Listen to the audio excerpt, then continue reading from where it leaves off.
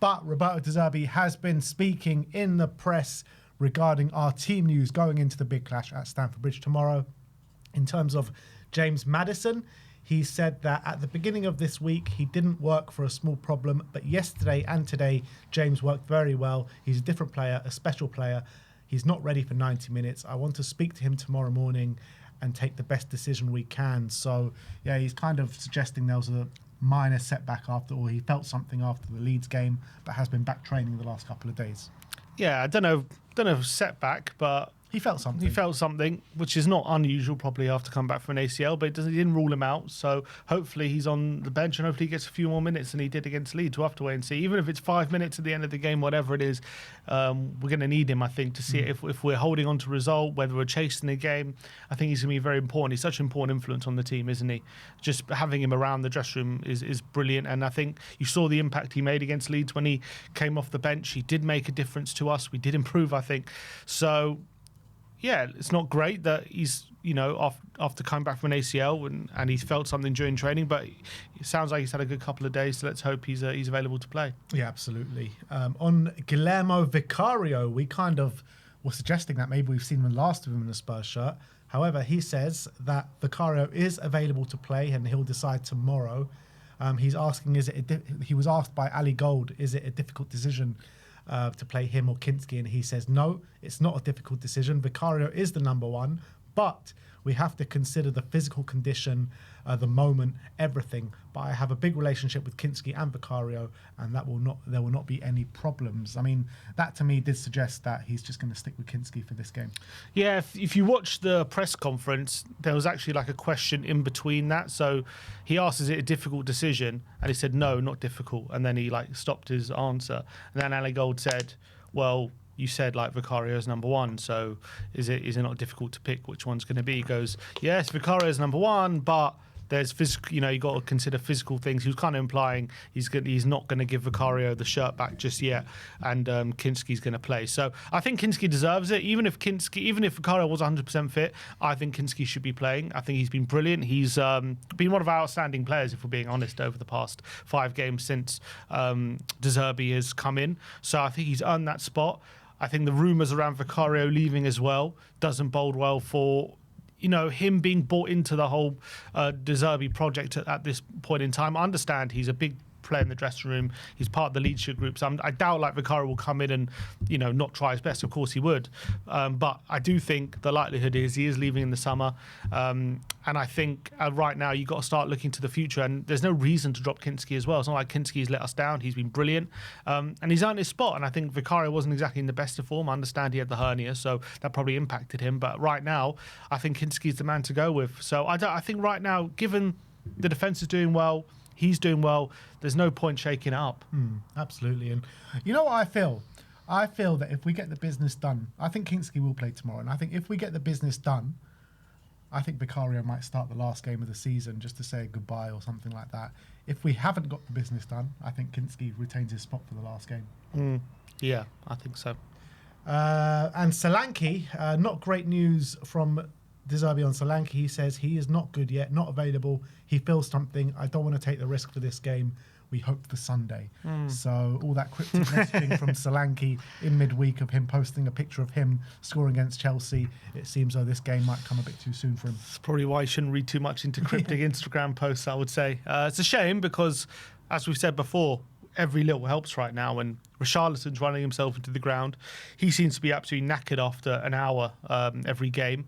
He's even kind of taking breaks in between games and not training sometimes because he's just so fatigued. So the fact that Solanke isn't going to be able to help us is not great. But look, we've been getting points without him, and hopefully I can continue anyway. Let's talk about Cuti Romero now. He did have some comments to make on Christian Romero in the press conference. He says he's a big player. He's an amazing guy because he's a great captain in my time, even though he didn't play. We were talking by phone when he stayed here. Every morning he came into my office. I don't know if he's going to stay, but listen, we have to play another 2 games when a player is available. He was asked if he's going to play before the end of the season. He says, I don't know, but listen, we have to play another 2 games when a player is available after a long time injured. It's a big problem because the decision is tough. However, Cuti Romero was pictured doing individual training at Hotspur away over the last 24 hours. We've got the video there if you want to bring it up, which I thought was pretty interesting. I think he's working there with the Argentinian fitness coach. If you scroll down, yeah, this one. If you bring that up, there you can see Cuti Romero in his Spurs gear at Hotspur away doing individual training. And a lot was made out of last week regarding Cuti Romero saying that he's staying at Tottenham.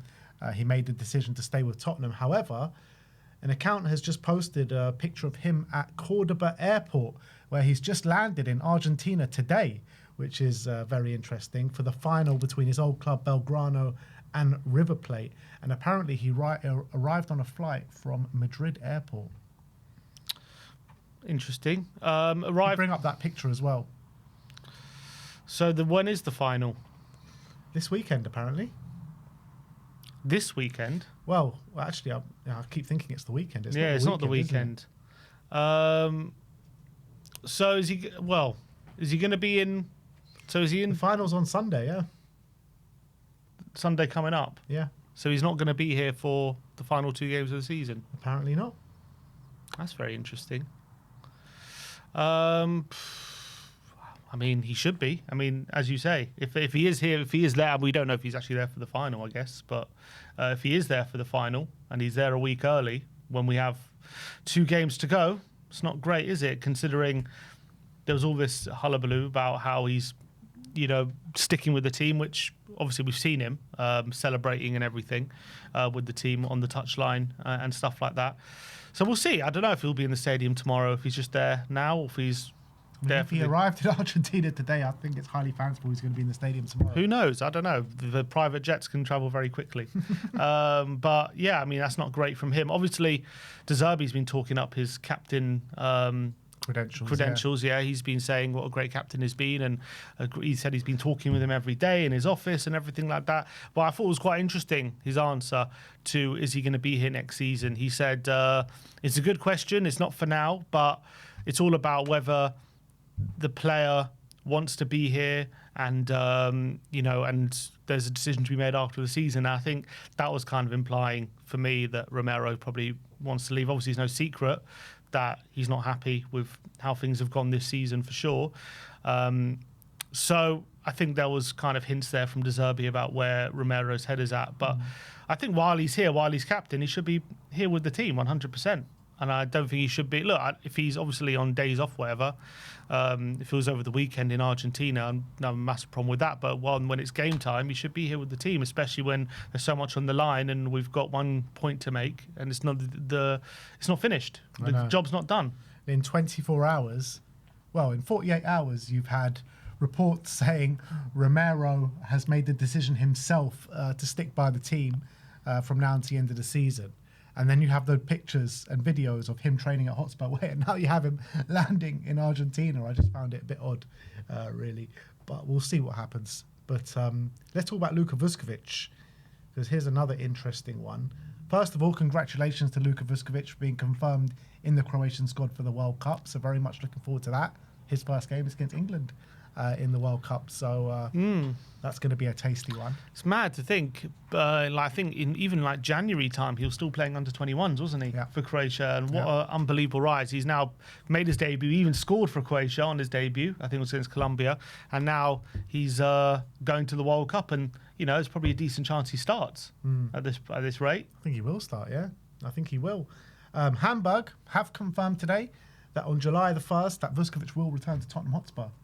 Well, that's no surprise, is it? That's happy news that we think about, because a few months ago we were talking about him going back to Hamburg. Yeah, but while the decision has to be made, he's obviously going to come back, isn't he? He's not going to go straight to. He's not going to retain at Hamburg unless the decision was made that he's returning. He's always going to come back. Peter O'Rourke is saying that De Zerbi is ready to throw Luka Vuskovic in at the deep end next season. I firmly believe that Vuskovic is going to be a starting centre-back for us next season. I really do. And I'm excited about the prospect. I was watching some compilations of him last night again, which, they're unbelievable, man. His passing range, his defending, the goal scoring. The guy scored a free kick, a penalty, a scorpion kick. He scored headers. His quality knows no bounds. It's incredible. I'm excited about him. I think everyone's very excited about him. His meteoric rise is unlike anything I've seen from a Tottenham player for sure, that kind of age. I mean, it's incredible. So I'm really excited to see what De Zerbi can do with him. I think De Zerbi will love him. I think obviously there are question marks about him in the Premier League and how he'll be suited to it and his pace, and those will obviously be resolved. But the guy is 19. He's got so much growing to do, so much learning to do, and I think De Zerbi could be the best manager for him. Agreed. Alfie Devine, which is an interesting one, from Alan Nixon, saying Preston are now hopeful of completing a club record deal for Alfie Devine after agreeing a £4.5 million fee in advance of his seasonal loan. Preston are attempting to negotiate a payment structure that would allow a fee to be spread over the next 3 or 4 years. So we heard when he joined Preston that this $4.5 million is going to be way too much for Preston. It would absolutely smash their record, and there's no chance of them paying it. But if I'm correct that they're going through some sort of takeover, or they've had a takeover in the last couple of months, and apparently they are looking to go for him completely, permanently. I think that's actually not good news for Tottenham, because I think when you think about it, if he was to come back now, and if they couldn't afford him, I think he'd probably worth a bit more than that after the season he's had. So I think they've probably left themselves a bit short. Obviously, the other loan spells have been decent, but not on this level. Obviously, this has been his best loan spell, and what's he got? Over 10 goal contributions, and he's consistently played pretty well, in the Championship. So, a young player like that doing well. So I think Tottenham will probably hope. I mean, if I'm Tottenham, wouldn't be agreeing any plan unless somehow that plan triggers the release clause. I don't know how exactly it works. I thought release clauses are, you put the money up front, but I don't know, there might be clauses and all that kind of stuff. It could be complicated. Maybe if they put a plan together to get the $4.5 million, even if it's over years, that still triggers it. So if that's the case, then there's nothing Tottenham can do. But if I'm Tottenham and there's a way of rejecting that $4.5 million, I would do it, because I think even if it's another loan spell, or even if they're looking to sell him to a different club, I think they can probably fetch a bit more than that $4.5 million. Yeah. Ali Gold did suggest in his article a couple of days ago or last week, saying that if Preston were to get this deal over the line, $4.5 million, straight away, his value's trebled. Yeah, with what he's shown so far. Trebled may be a bit much, but definitely he's doubled, I would say. Well, at least I think like $8 million is probably about right. I think I don't know about 12, maybe that's a bit high, but I think definitely nearer to 10. Like, I think that sounds about right to me, considering his age and how he's doing. So maybe if there's a case of, let's say, we will agree to a payment plan, but we insert a buyback clause or something, or a future sell-on fee, I mean, maybe then it's worth it for us. Yeah, I'll definitely look to insert one of those clauses in 100%. Because I think this boy's got real talent, man. I really do. I think you saw in the pre-season a couple of years back under Ange, he was one of our best performers out of the whole squad in that pre-season. He really does have quality, and he's 21 years of age. It is kind of getting to a crossroads with him now, though. Like, you got to decide what you want to do. Like, I know they've got the clause there, but let's say Preston don't take it up, right? It's still, you've got a big decision to make on Alfie Devine. Do you want to keep him around the squad? Is it another loan spell? How many more years do you want to loan him out? Like, there's big decisions to be made. Yeah, I don't see him being part of the first team, unfortunately, as well as he's done. Unless he really impresses De Zerbi in pre-season and they think he could be better than what we've already got. I don't see him being there, but I think most likely selling him with inserting some clause. I think that's probably the best way to do it. You're upsetting Daigle now. Sorry, Ryan. Sorry, Brian. I mean, I wouldn't mind giving him a go. I just can't see it happening. Mikey Moore. There's been some comments made by Danny Roll on him, and Danny Roll has confirmed that Rangers will work on re-signing Mikey Moore on loan again next season. And he says that we're very clear as a club what we want. There are still 3 parties involved, and we are just one of them. Mikey, I think, fits really well here. I totally believe we can bring him to the next level as well. But we have to do a lot of things right now, and that is our job to do. We are clear. We will try everything. Maybe if there's a chance and it makes sense to wait for him, then of course we'll wait. So obviously Danny Roll knows what he wants next season, and that's Mikey Moore. They're trying all they can, can't they, to say all the right things. I don't think Mikey will be returning next season. I think he probably either a different loan spell or maybe even part of the first team next season. I think De Zerbi will have a really good look at him. I think it will be another loan for Mikey. Yeah, most likely, I would say. But yeah, I think they're trying to persuade him. Obviously, he's had a great loan spell there. He's earned the love from the fans, so he knows there's a place there which the players the club appreciates him, the fans appreciate him, and so it would be kind of like an easy kind of go back to.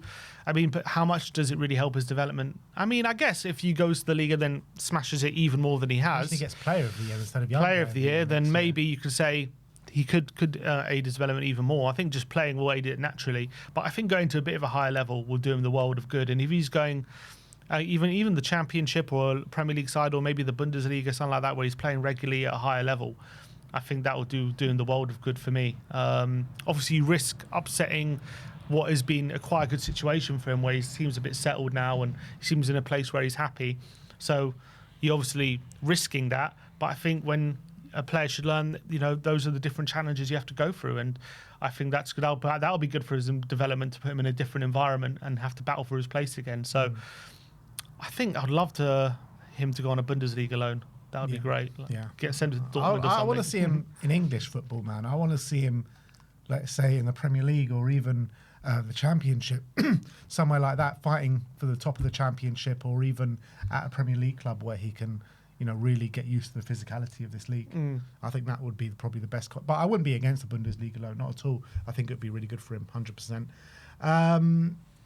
All right, let's talk about some potential transfers now, some interesting ones. First of all, we're going to talk about Curtis Jones of Liverpool.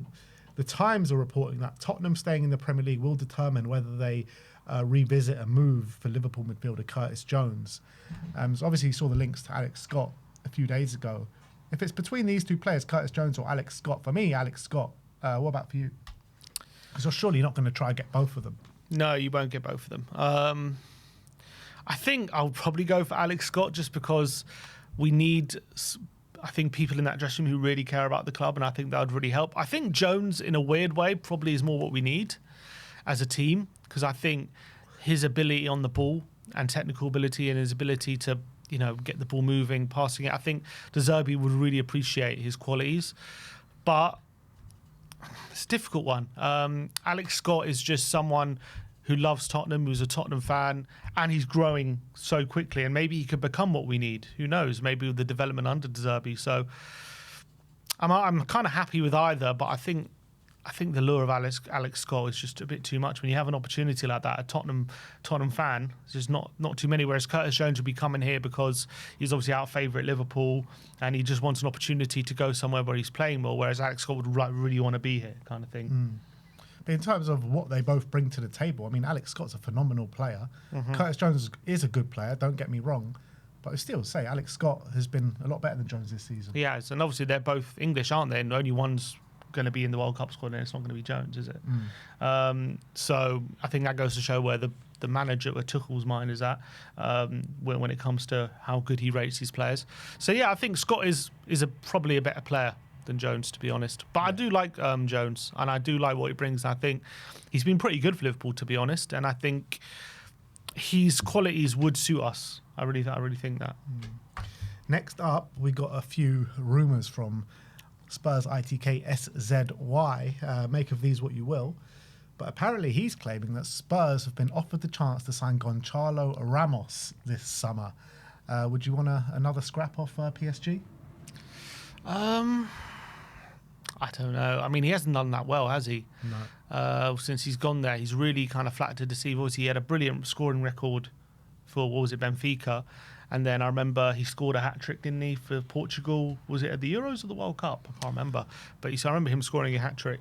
It was early on in the tournament, wasn't it? And everyone's just like, wow, this guy. I remember, I think Ronaldo got dropped and he came in and then he scored a hat. I think it was against Switzerland or something. I think they won like 6-1 or something. He scored a hat-trick and everyone was like, okay, this kid is serious. See, he's got into double figures his first 2 years at PSG. This year, he's only scored 6 goals. Yeah, he just hasn't. I mean, when you look at that front three of PSG, he's just a completely different kind of player. He's more your traditional number 9, fox in the box kind of player. Whereas they've been playing Dembele, they've been playing Kavisha, Doué. He's just very different to those players. He's been better for PSG than Moani was.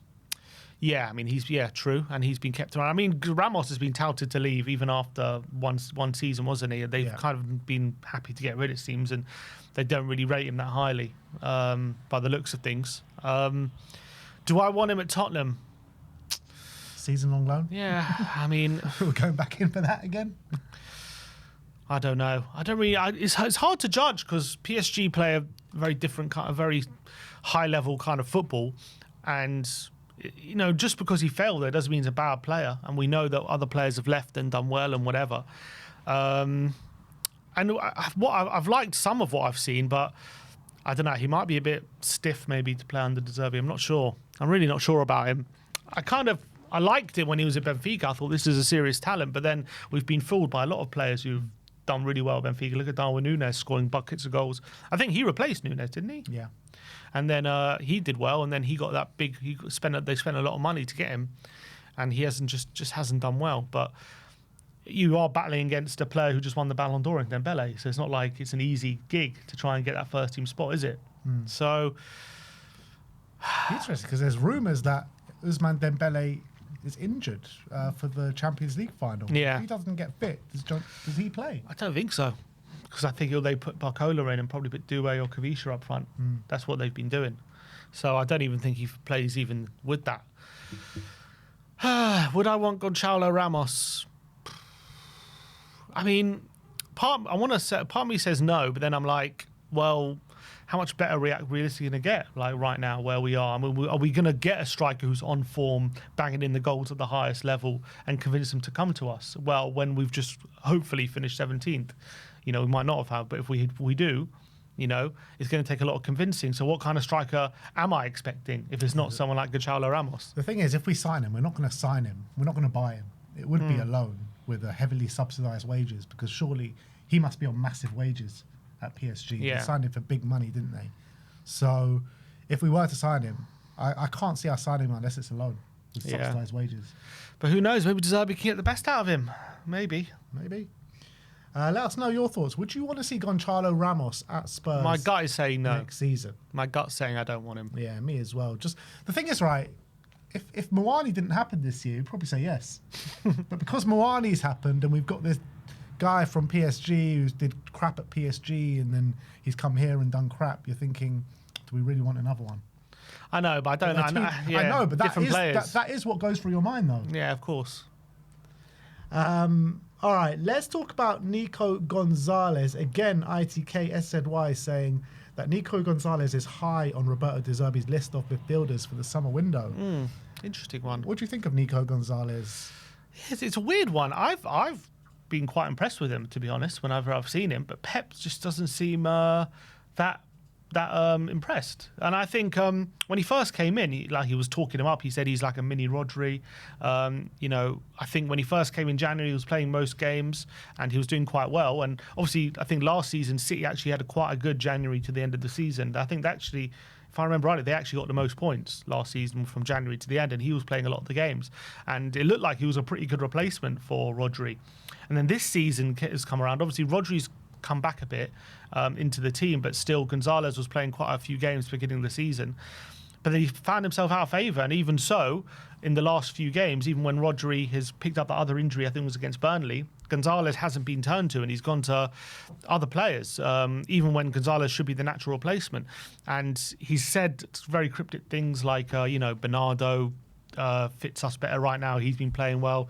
He hasn't really taken him up. It seems as though he's out of favour and he's happy to sell him. He did score a great goal though recently, didn't he? Fantastic. Yeah, what goal? Who was that against? Was it the FA Cup? Yeah, it was the semi-final. Yeah, semi-final against Hampton. So he did have that moment even in the last few weeks. For me, he looks like a good player. Like he looks like a player who could do a really good job for us. And I think he's very young. Still, he's young, and I think he has the necessary quality we need. I don't think he's been bad. Like I haven't looked at him and think that guy is just not good when I've seen him. So I'm just looking at his minutes. He started more or less the majority of games up until January. Then after January, he's only started one game, and that was the recent game against Everton where they drew. Yeah. It's an odd one. Obviously, Rodri's played a lot more, which makes a lot of sense. 16 starts this season. Yeah. But it seems as though he doesn't fancy him, Pep. So maybe there's an opportunity there. I'll take him. I think he's been really good, and I think he could work really well under De Zerbi. Do you reckon he's that player that we need? We keep talking about this player that can sit deep, high volume passing, dictate tempo of play. Is he that part? Potentially.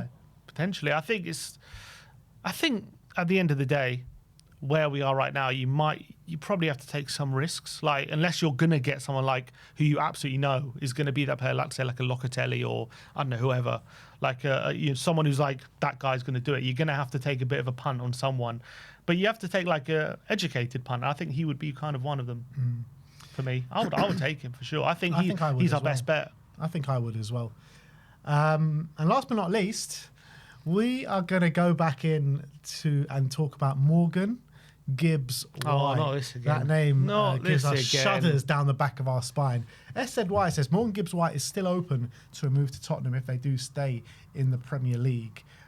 However, there is still one big obstacle in the way of that, and that is the big man, Mr. Marinakis. And he signed a contract. I don't know what the deal was. I don't know if they took away the release clause and all that kind of stuff. But You fancy going back in for that again? No, this I don't summer? even want to touch it. I don't even want to touch it, to be honest. I think it's too much work and too much problems than it's worth. He has had a brilliant second half of the season, hasn't he? 2 years left in his contract.